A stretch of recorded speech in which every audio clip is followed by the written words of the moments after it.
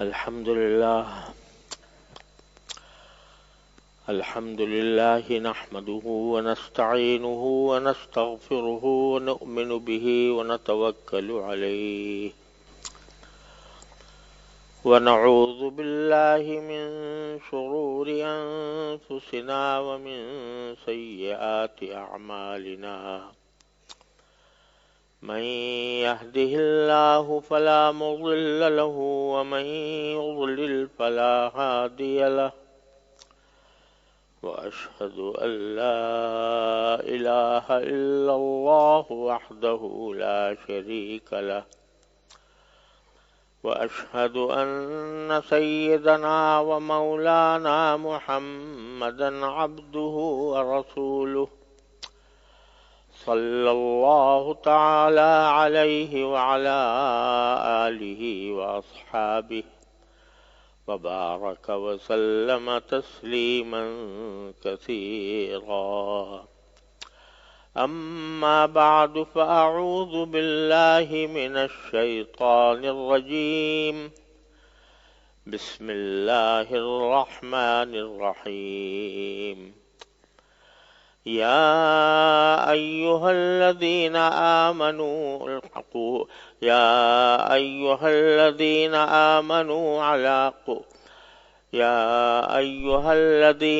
آمنوا عليكم أنفسكم لا يضركم من ضل إذا اهتديتم إلى الله مرجعكم جميعا فينبئكم بما كنتم تعملون آمنت بالله صدق الله مولانا العظيم. میرے محترم بھائیوں، دوستوں اور بزرگوں، السلام علیکم ورحمۃ اللہ تعالی وبرکاتہ. یہ آیت کریمہ ہے جو میں نے ابھی آپ کے سامنے پڑھی ہے. اس میں اللہ تبارک و تعالی نے تمام ایمان والوں کو یہ خطاب کر کے فرمایا ہے کہ تم اپنی خبر لو. یا ایھا الذین آمنو کہہ کر اللہ تبارک و تعالی نے قرآن کریم میں بہت سے احکام عطا فرمائے ہیں، اور اس کا لفظی ترجمہ یہ ہے کہ اے وہ لوگو جو ایمان لائے ہو. گویا جب اللہ تبارک و تعالی ان الفاظ سے ہم ناچیزوں کو خطاب فرماتے ہیں تو یہ بڑا پیار بھرا خطاب ہے کہ میں تم سے اس ایمان کا واسطہ دے کر تم سے بات کر رہا ہوں. تم ایمان لا چکے ہو. اگر ایمان نہ لائے ہوتے تو تمہیں کچھ اور خطاب کیا جاتا. اگر معاذ اللہ ایمان نہ ہوتا تو تم سے خطاب سب سے پہلے یہ ہوتا کہ تم اللہ پر ایمان لاؤ، اللہ کی توحید پر ایمان لاؤ، نبی کریم صلی اللہ علیہ وسلم کی رسالت پر ایمان لاؤ، آخرت پر ایمان لاؤ. یہ خطاب ہوتا. اب جیسے کوئی غیر مسلم ہے، مسلمان نہیں ہے، تو کیا ہم اس سے جا کر یہ کہیں گے کہ تم نماز پڑھو، یا یہ کہیں گے کہ تم روزہ رکھو؟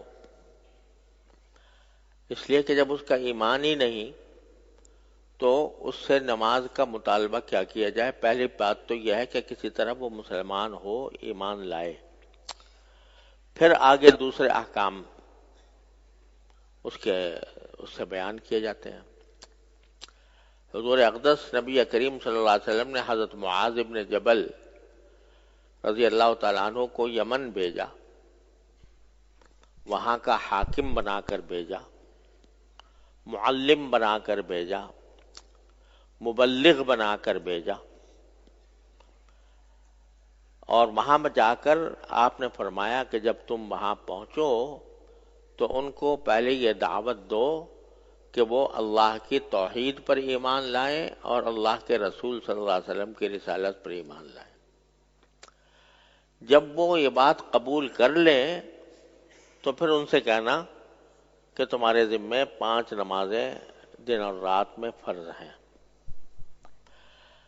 تو جو غیر مسلم ہوتا ہے اس کو تو پہلے ایمان کی دعوت دی جاتی ہے، اس سے آگے کی باتیں نہیں کی جاتی۔ اگر کوئی غیر مسلم ہے آپ اس سے جا کے کہو کہ بھئی تم شراب چھوڑ دو تو فضول بات ہے۔ بھئی وہ پہلے جب ایمان رکھتا ہی نہیں تو اس کو اس کے کیا پتا کہ شراب حلال ہے یا حرام ہے؟ اس کو تو پہلے ایمان لانے کی دعوت دینی چاہیے۔ جب تک وہ ایمان نہ لائے اس وقت تک اس کے اوپر احکام متوجہ نہیں ہوتے۔ اس لیے اللہ تبارک و تعالی ہم جیسے ناکارہ لوگوں کو جب خطاب فرماتے ہیں تو یہ کہہ کر خطاب کرتے ہیں کہ اے ایمان والو، اے وہ لوگوں جو مجھ پر ایمان لا چکے ہو،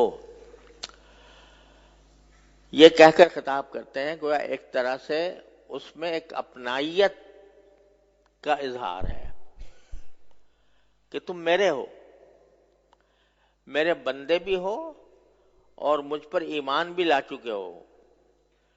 تو پہلے ان کی ایک طرح سے تعریف کر دی جاتی ہے کہ تم اچھے لوگ ہو، یعنی تم ان لوگوں سے بدرجہ بہتر ہو جو مجھ پر ایمان نہیں لائے۔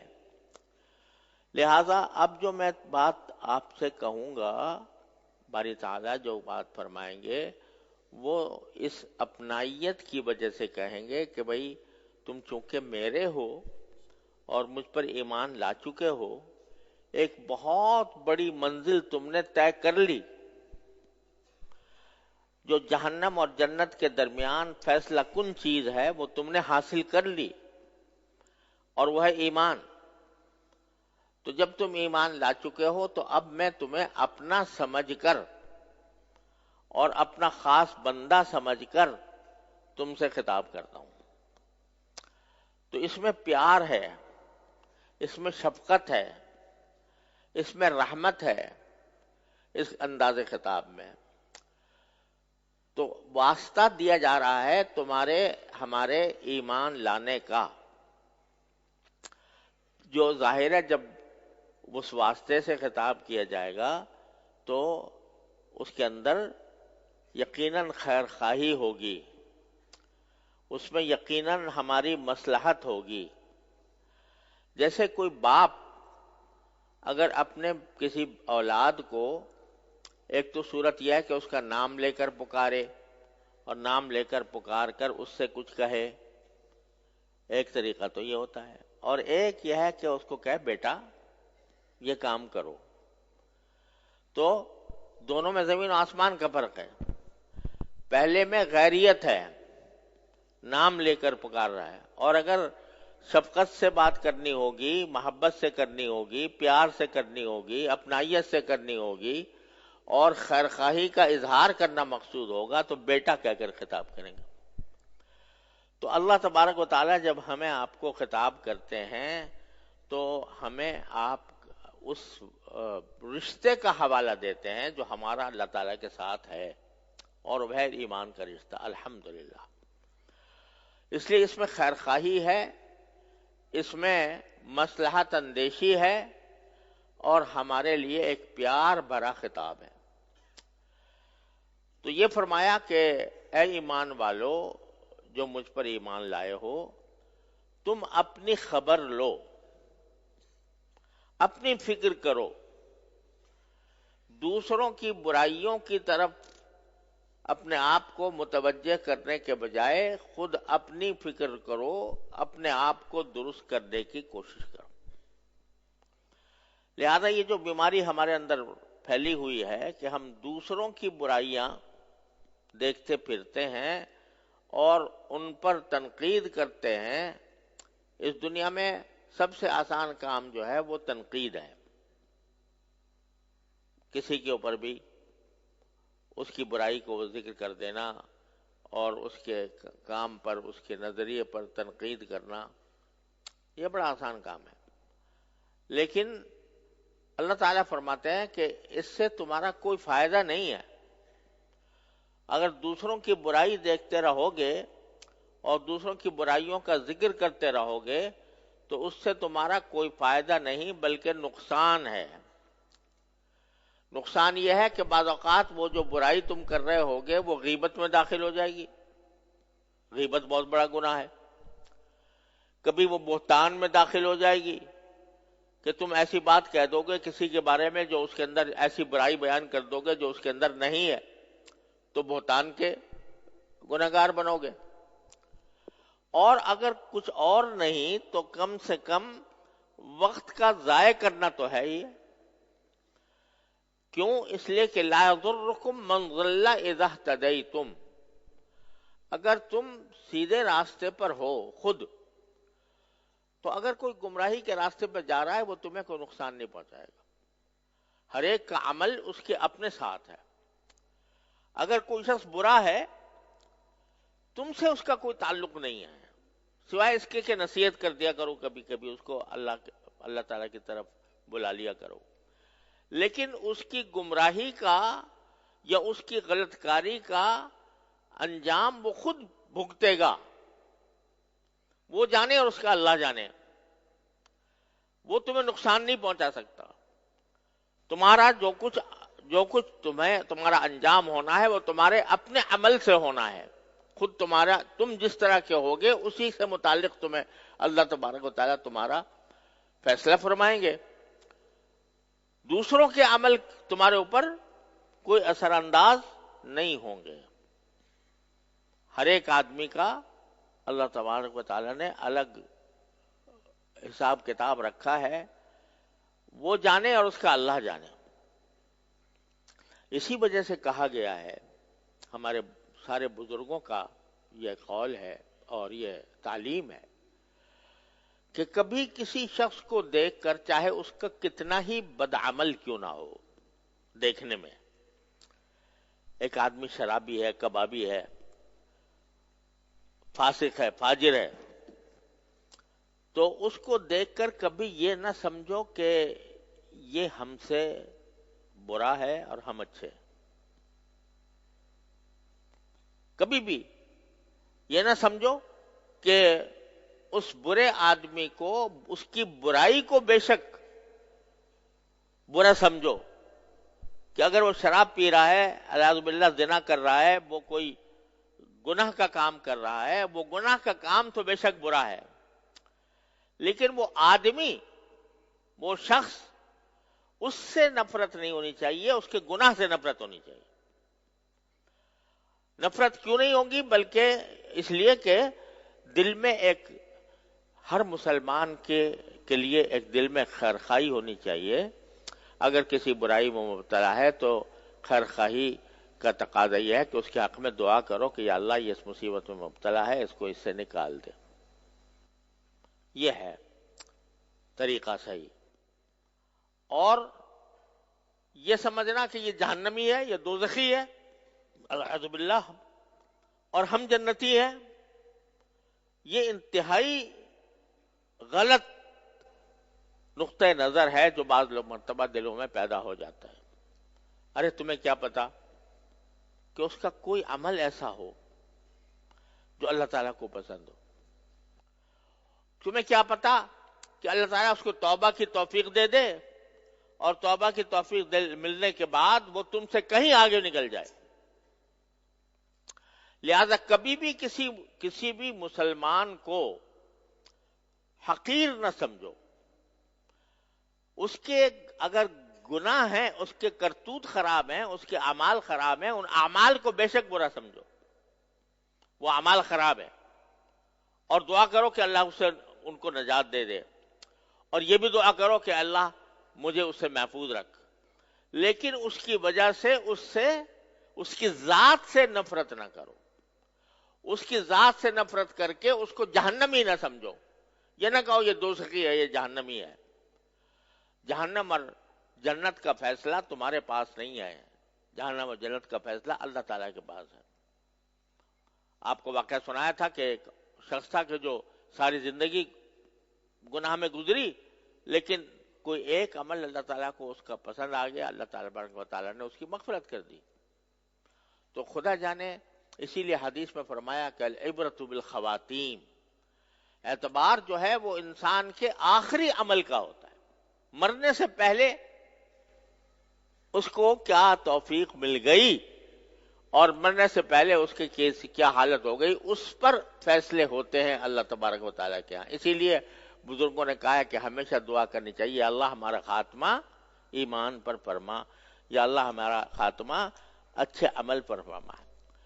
نبی کریم صلی اللہ علیہ وسلم نے یہ دعا فرمائی اور ہمیں دعا کی تلقین فرمائی. اللہم اجعل خیر عمری آخرہ وخیر عملی خواتیمہ وخیر ایامی یوم القاک فیہ. یا اللہ میرا بہترین عمل وہ ہو جو میرے آخری عمر میں ہو. اول تو یہ فرمایا خیر عمری آخرہ، یا اللہ میری سب سے عمر کا سب سے بہترین حصہ وہ ہو جو آخری عمر کا حصہ ہے. آخری عمر کا حصہ میرا سب سے بہترین زمانہ ہو میری زندگی کا. اور خیر عملی خواتیمہ ہو، اور میرا سب سے بہتر عمل وہ ہو کہ جو بالکل آخر میں آئے، آخری عمل میرا بہترین عمل ہو. اور خیر ایامی یوم القاک فیہ، اور میرا بہترین دن زندگی کا وہ ہو جس میں جا کر میں آپ سے ملوں. یہ دعا فرمائی نبی کریم صلی اللہ علیہ وسلم. اس لیے کہ کسی کا پتہ نہیں ہے کہ اس وقت وہ کس حالت میں ہے، اور اللہ تعالیٰ اس کی حالت کو بدل کر کہیں سے کہیں اس کو پہنچا دے. بے شمار مثالیں ہیں تاریخ میں ایسے لوگوں کی کہ جو اللہ تعالیٰ کے فضل و کرم سے اپنے آخری عمر کے اندر وہ بہت متقی پرہیزگار ہو گئے، باوجود کہ پہلے وہ فاسق و فاجر نظر آتے تھے. تو اس وجہ سے کسی بھی دوسرے کو اپنے سے حقیر ہرگز نہ سمجھنا چاہیے. یہ بعض اوقات بیماری ہمارے اندر پیدا ہو جاتی ہے. ہمیں اللہ تعالیٰ نے کچھ توفیق دے دی نماز روزے کی، ہمیں توفیق دے دی کچھ بزرگوں سے تعلق قائم ہو گیا، ہمیں توفیق دے دی کہ ہم مسجد میں آنے لگے، تو اب ساری دنیا کو سمجھتے ہیں یہ سب جہنمی ہیں. جو دنیا میں پھر رہے ہیں نا، بازار میں جب لے کے نکلتے ہیں دیکھتے ہیں کہ بھئی وہ ادھر پھر رہا ہے ادھر پھر رہا ہے، اور یہ کوئی فلاں گناہ میں مبتلا ہے، یہ فلاں گناہ میں مبتلا ہے، مسجدوں میں نہیں آ رہے. تو دماغ میں یہ آ جاتا ہے کہ یہ سب جہنمی ہیں اور ہم جنتی ہیں، اس واسطے کہ ہم مسجد میں جاتے ہیں، ہم نماز پڑھتے ہیں، ہم اللہ کا نام لیتے ہیں. خوب سمجھ لو کہ جس دن یہ خیال آ گیا کہ میں ان سے افضل ہوں، اس دن تمہارے سارے اعمال حقارت ہو گئے. افضلیت کا معیار سوائے اللہ تبارک و تعالیٰ کے آخری فیصلے کے کسی کوئی نہیں کر سکتا. اس واسطے یہ تکبر ہے، یہ عجب ہے، یہ خود پسندی ہے کہ اپنے آپ کو تو مقدس سمجھو اور دوسرے لوگوں کو فاسق و فاجر کہہ کر اور ان کو برا بلا سمجھو، اور سمجھو کہ یہ آخرت میں جہنمی ہوں گے، اللہ تعالیٰ کے ہاں ان کو عذاب ہوگا. کوئی عذاب ثواب کا فیصلہ تم نہیں کر سکتے. ہاں البتہ جو عمل ہیں، اگر کوئی خراب عمل کر رہا ہے، وہ خراب عمل بے شک قابل نفرت ہے، وہ عمل قابل نفرت ہے، وہ عمل قابل مذمت ہے، لیکن ذات کا نہیں. ذات تو پتہ نہیں اس آدمی کی ذات کس وقت کیا بن جائے، کہاں سے کہاں پہنچ جائے، یہ اللہ تبارک و تعالیٰ ہی اس کا فیصلہ کرتے ہیں. اور جنت اور جہنم کا فیصلہ بھی اللہ تعالیٰ کے پاس ہے. ان اللہ لا یغفر ان یشرک بہ ویغفر ما دون ذلک لمن یشاء. اللہ تعالیٰ شرک کو تو معاف نہیں کرتے کبھی جب تک توبہ نہ کر لے بندہ. اگر ایک آدمی شرک کا ارتکاب کر رہا ہے تو اس کو تو کبھی معاف نہیں کیا جاتا. اللہ تعالیٰ نے اعلان کر دیا اس کو میں معاف نہیں کروں گا جب تک کہ وہ توبہ نہ کر لیں. لیکن اس سے کم تر جو شرک سے کم تر جو گناہ ہے وہ اللہ تعالیٰ جس کو چاہتا ہے معاف کر دیتا ہے. جس کو چاہتا ہے معاف کر دیتا ہے. کیا مانا؟ کہ توبہ کے بغیر بھی معاف کر دیتا ہے. توبہ کر کے تو ہر ایک کی معافی ہو جاتی ہے. یہ کھلا اعلان ہے اللہ تعالیٰ کی طرف سے. جو کتنا بڑا بھی جرم کر کے آئے, کتنا بڑا گناہ کر کے آئے, 70 سال گناہوں میں مبتلا رہے اور اس کے بعد سچے دل سے ایک مرتبہ کہہ دے استغفر اللہ ربی من کل ذنب واتوب الیہ, میں اللہ توبہ کرتا ہوں سچے دل سے, تو اللہ تعالیٰ معاف فرما دیتے ہیں. یہ توبہ سے تو معاف ہو ہی جاتا ہے, لیکن قرآن کریم یہ کہتا ہے کہ توبہ کے بغیر بھی میں جس کو چاہوں معاف کر دیتا ہوں. جب اللہ تعالیٰ کے پاس ہے یہ فیصلہ کہ کس کو وہ معاف کرے کس کو نہ کرے, یہ جب فیصلہ اللہ کے پاس ہے تو تم کون ہو فیصلہ کرنے والے؟ لہذا جو اگر کسی برائی میں مبتلا ہے تو اس کے لیے اس کو حقیر نہ سمجھو, اس کو یہ نہ سمجھو کہ یہ جہنمی ہے. ہاں, اس کے لیے دعا کرو کہ اللہ تعالیٰ اس بلا سے اس کو نکال دے. وہ ایک طرح سے بیمار ہے. یہ جس طرح جسمانی بیماری ہوتی ہے اسی طرح روحانی بیماری بھی ہوتی ہے. روحانی بیماری یہ ہوتی ہے کہ انسان گناہ میں مبتلا ہو, گناہوں کے اندر پھنسا رہے. تو کوئی آدمی اگر بیمار ہوتا ہے تو بیمار آدمی پر غصہ نہیں کیا جاتا, اس کو حقیر نہیں سمجھا جاتا, بلکہ اس کے حق میں دعا کی جاتی ہے کہ اللہ اس کو اس بیماری سے نکال دے.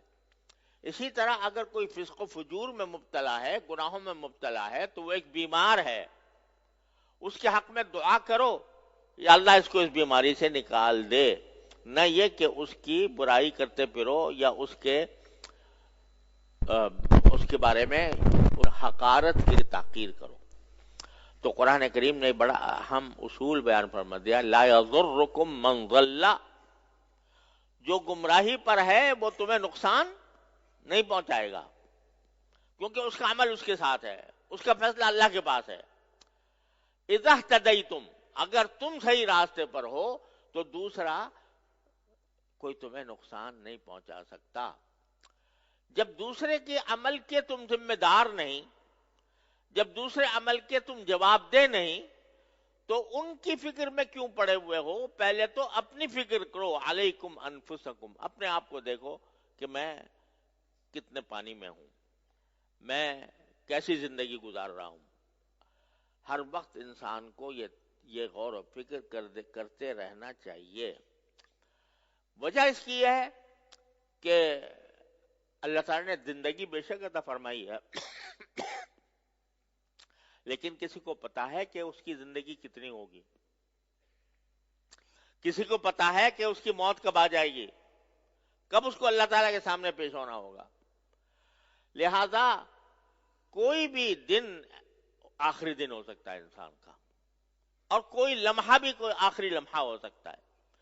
جب یہ بات ہے ایک منزل کی طرف جا رہے ہو, اس منزل کی پتہ نہیں کب اس منزل کا سامنا کرنا پڑ جائے, تو تمہاری پہلی فکر یہ ہونی چاہیے کہ میرے حالات درست ہو جائے, میرا تعلق اللہ تبارک و تعالیٰ کے ساتھ درست ہو جائے, میں اپنی زندگی اللہ کی مرضی کے مطابق ڈھال لوں, اور میرا انجام اللہ تبارک و تعالیٰ کے ساتھ درست ہو جائے, اللہ تعالیٰ کے سامنے درست ہو جائے. اسی لیے حدیث میں فرمایا کہ اپنی موت کو, اپنی زندگی کو موت کی تیاری کے لیے استعمال کرو, اپنی زندگی کو موت کی تیاری کے لیے استعمال کرو. وَعُدَّ نَفْسَكَ مِنْ أَصْحَابِ الْقُبُورِ, اور اپنے آپ کو یہ سمجھو کہ میں قبر میں ہوں, کیونکہ کسی وقت بھی جا سکتے ہو قبر میں. اس واسطے اپنے آپ کو یہ سمجھو کہ میں قبر کی طرف میں چل رہا ہوں, قبر میں داخل ہونے والا ہوں. لہذا اس بات کی تیاری کرو کہ جب قبر میں پہنچوں تو پھر میرا انجام درست ہو.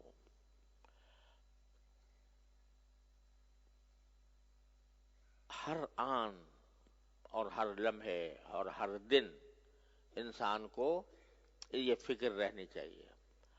ہمارا حال یہ ہو گیا ہے کہ اللہ تعالیٰ نے زندگی ہمیں کیا دے دی کہ ہم یہ سمجھتے ہیں کہ بس ہمیشہ زندہ ہی رہیں گے. اپنے ہاتھوں سے مردوں کو دفن کرتے ہیں، اپنے منہ سے نماز جنازہ پڑھتے ہیں، اپنے ہاتھوں سے جا کر قبرستان میں مردوں کو مٹی دیتے ہیں، مگر ہاتھ جھاڑ کر اس طرح آ جاتے ہیں کہ یہ تو ان کے ساتھ ہو گیا یہ معاملہ. اور پھر وہی دنیا اور پھر وہی حالات. اس بات کی فکر نہیں کہ میں بھی ایک دن میرا انجام بھی یہی ہونا ہے، اور اس وجہ سے مجھے اپنی زندگی کا جائزہ لیتے رہنا چاہیے کہ میری زندگی میں کیا کام کر رہا ہوں، کیا کرنا چاہیے اور نہیں کر رہا، اور کیا نہیں کرنا چاہیے اور کر رہا ہوں. گناہوں سے اپنے آپ کو محفوظ رکھنے کی کوشش. تو یہ جو فرمایا کہ اپنی فکر کرو، اس کے معنی یہ ہے کہ اپنے آپ کو گناہوں سے بچاؤ، گناہوں سے بچاؤ. کیونکہ جتنے بھی اور نفلی عبادتیں ہیں، اگر کوئی آدمی ساری زندگی بھی نہ کرے، کوئی ایک نفلی عبادت بھی نہ کرے، تو اس سے آخرت میں پوچھا نہیں جائے گا کہ تو نے نفلی عبادت کیوں نہیں کی تھی. لیکن اگر نفلی عبادتیں کر رہا ہے اور ساتھ میں گناہوں کا مرتکب ہے، آنکھیں اس کی گناہ کر رہی ہیں، زبان سے وہ گناہ کر رہا ہے، جھوٹ بول رہا ہے، غیبتیں کر رہا ہے، بہتان لگا رہا ہے، الزام تراشیاں کر رہا ہے، فضول مجلسوں کے اندر وقت برباد کر رہا ہے، تو یہ نفلی عبادتیں اس کو اس گناہ سے نہیں بچا سکیں گی. خوب سمجھ لیجئے، یہ جو احادیث آتی ہیں کہ آدمی جب وضو کرتا ہے تو اس کے گناہ جڑ جاتے ہیں، جب مسجد کی طرف جاتا ہے تو ہر قدم پر اس کے گناہ معاف ہوتے جاتے ہیں، وغیرہ وغیرہ، یا حج کرتا ہے تو اس کے سارے گناہ معاف ہو جاتے ہیں. یہ سارے صغیرہ گناہوں کی بات ہے، چھوٹے چھوٹے گناہوں کی. ان کو اللہ تبارک و تعالیٰ نے ایسا کر دیا ہے کہ کوئی بھی نیک عمل کر لیا تو اس کے بعد اللہ تعالیٰ اس کو معاف کر دیتے ہیں. صاف صاف کہہ دیا قرآن کریم نے، ان تجتنبوا کبائر ما تنہون عنہ نکفر عنکم سیئاتکم، کہ اگر تم بڑے بڑے گناہوں سے بچتے رہو تو چھوٹی چھوٹی غلطیاں، تمہاری چھوٹے چھوٹے گناہ جو ہے ہم خود ہی معاف کرتے رہیں گے. وہ اس طرح معاف کر دیں گے، وضو کرو گے تو معاف ہو جائیں گے، مسجد جاؤ گے تو معاف ہو جائیں گے، تم اور کوئی نیکی کا کام کرو گے تو معاف ہو جائیں گے. ان الحسنات یذہبن السیئات، نیکیاں جو ہیں وہ ان سیئات کو یعنی صغیرہ گناہوں کو ختم کر دیتی ہیں. یہ سب صغیرہ گناہوں کے بارے میں ہے. لیکن کبیرہ گناہ جیسے جھوٹ، جیسے غیبت، جیسے بہتان باندھنا، جیسے کسی کی دل آزاری کرنا، کسی کو ستانا، کسی پر ظلم کرنا، یہ کبیرہ گناہ ہیں. یہ محض وضو کر لینے سے معاف نہیں ہوں گے، یہ محض مسجد جانے سے معاف نہیں ہوں گے، جب تک کہ ان کو چھوڑو نہیں اور ان سے توبہ نہ کرو. لہذا علیکم انفسکم، اللہ تعالیٰ بڑے پیار سے ہم سے کہہ رہے ہیں کہ اپنی فکر کو خدا کریں، خدا کے لیے اپنی فکر کرو. وہ وقت آنے والا ہے جب تمہیں حساب دینا ہے اپنے سارے اعمال کا. تو گناہوں کو چھوڑو. اور بعض اوقات ایسا ہوتا ہے کہ ہم لوگ نماز پڑھنے کے بعد، نماز کی اللہ نے توفیق دے دی تو ہم سمجھتے ہیں بس چلو بس ہو گیا کام، اور اب ہم پاک باز ہو گئے، اور اب ہم جہنم پروف ہو گئے، اب ہمیں جہنم کا کوئی خطرہ نہیں ہے.